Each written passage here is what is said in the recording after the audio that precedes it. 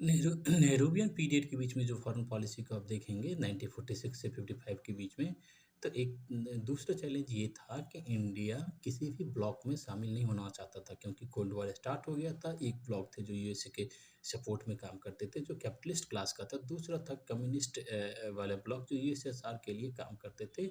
और ये दोनों ही कंट्री वर्ल्ड में चाहता था कि हमारे सपोर्टर कंट्री की संख्या बढ़े। इसीलिए ये जो डीकोलोनाइज कंट्री था उसमें उसको अपने गुट में लाने की कोशिश कर रहे थे। इधर इंडिया के लिए ये चैलेंज था, इंडिया चाहता था तो भई हम किसी भी कंट्री में शामिल ना हों, किसी भी ब्लॉक में शामिल नहीं हो।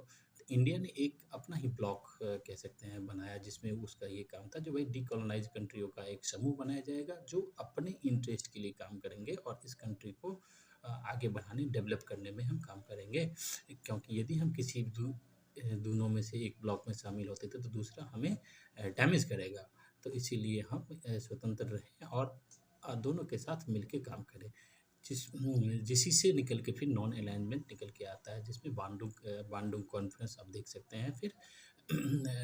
फिर इसी संदर्भ में इंडिया अफ्रीकन कंट्री की डिकोलोनाइजेशन को सबसे आगे बढ़ाने में काम किया। अफ्रीकन कंट्री में जो रंग भेद की जो नीति थी उसको यूएनओ में इंडिया उठाया। साथ ही साथ चाइनीज़ को जो स्वतंत्र हुआ तो सबसे पहला इंडिया ही ऐसा कंट्री था जो उसको रिकॉग्नाइज किया। तो ये इंडियन फॉरेन पॉलिसी के नेहरूवियन पीरियड के 1946 से 55 में एक दूसरा अचीवमेंट को आप इस चीज़ को देख सकते हैं। Thank you for watching it.